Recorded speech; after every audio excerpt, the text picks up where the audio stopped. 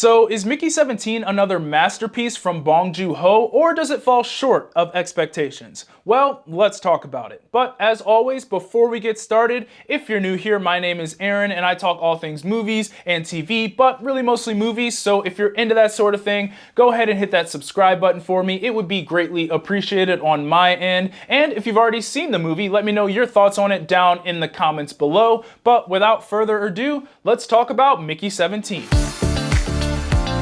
So this is Bong Joon-ho's first film since Parasite back in 2019, which also won Best Picture at the Oscars that year as well. And it's based off a novel of the same name. And in the movie version, we follow Robert Pattinson, who signs on to be an expendable who gets reprinted every time he dies on this expedition trip to colonize a new world. Jumping right into the good, and the first thing I have here is, of course, Robert Pattinson. I mean, this film simply just does not work without him. He was phenomenal in this.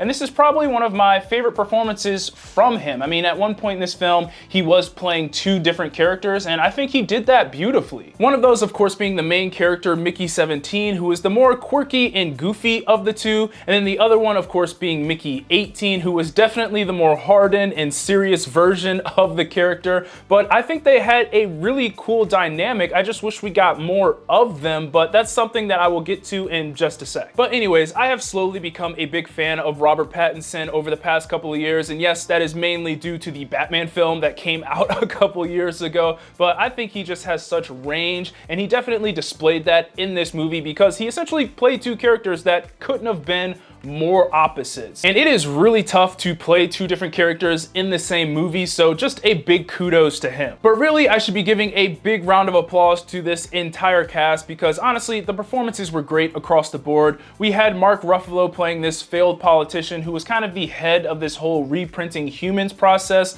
and the head of this big expedition they were going on to colonize this new world. And man, it really seemed like he was doing his best impersonation of a certain orange someone. And I know this movie has said that Mark Ruffalo's character is not a Trump parody, but man, it sure did seem like it while I was watching this thing. So if you've seen the movie, please let me know if you feel the same. But at the end of the day, I really did like Ruffalo's character. I thought he was over the top and really cartoonish, and I thought it was really funny. And of course, I can't move on without mentioning our other performances from Naomi, Ackie, Stephen Ewan, and Toni, Collette. They were all great in their roles as side characters in this thing. This was truly just an all-star cast with no weak links. Next, for the things I liked in this movie was the humor. Now, this movie was a lot funnier than I thought it would be, and if someone came up to me and wanted to just categorize this movie as strictly a comedy, I wouldn't argue that at all because this humor was quirky, it was goofy, and it just worked for me. A lot of the humor did come from Robert Pattinson as Mickey 17 because, as I said before, he was just a goofy character in general, but I think the true comedic relief of this movie came from the characters of Mark Ruffalo and Toni Collette. They were just really over the top, and even though they weren't playing satirical versions of specific political figures, they were playing satirical versions of just political figures in general, and I think that's where a lot of the humor came from their characters because they would do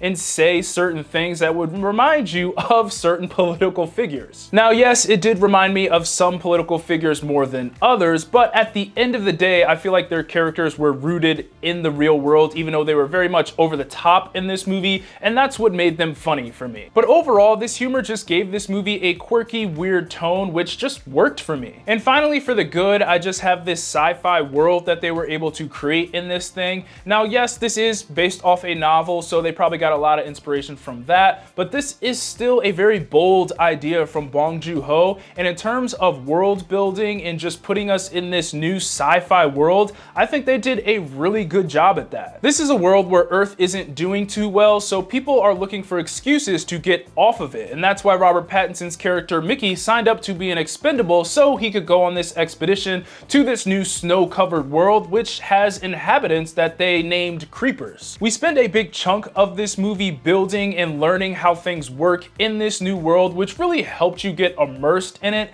but there is a caveat to that also. I do think they spent a little bit too much time building and teaching us about this world, but I'll get to that a little bit later. But long story short, I just think this was a very creative sci-fi world that they made in this movie. Moving on to the so-so, and the only thing I have here is that there were certain elements of this film that I wish they explored a little bit more. Now, I would categorize this as a sci-fi comedy that kind of turns into a political thriller by the end of it. So with that, they introduce a lot of elements in this film, and they are a lot of good elements in my opinion, but they never really dig into those aspects of the film. So by the time we get to the end of this thing, it just kind of felt like something was missing story-wise because of that. And one of those elements being something I mentioned earlier in this video, and that is the relationship between Mickey 17 and Mickey 18. And without spoiling it, I thought they were going to do something really cool with that relationship that led to some character growth for Mickey 17, but in my opinion, they didn't really explore that relationship like I think they could have, so it just felt like it lacked substance at the end of the day. I guess the best way to describe all of these different elements that this film introduced is that this movie has a lot of really good puzzle pieces, but they couldn't quite put all of those pieces together to make this movie great.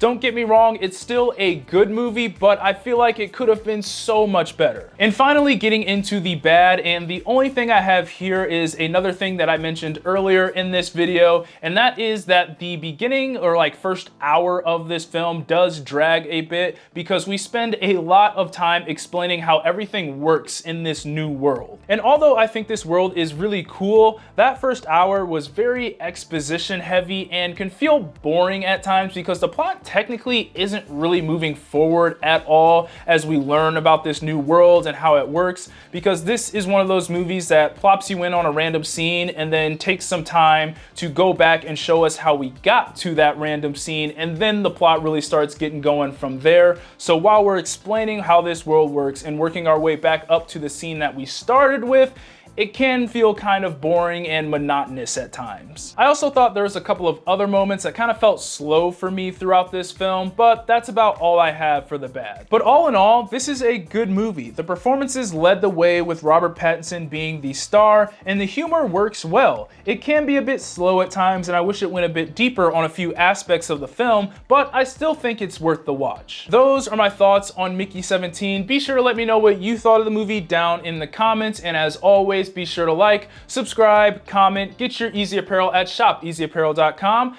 God bless, and I'll see you guys later. Peace.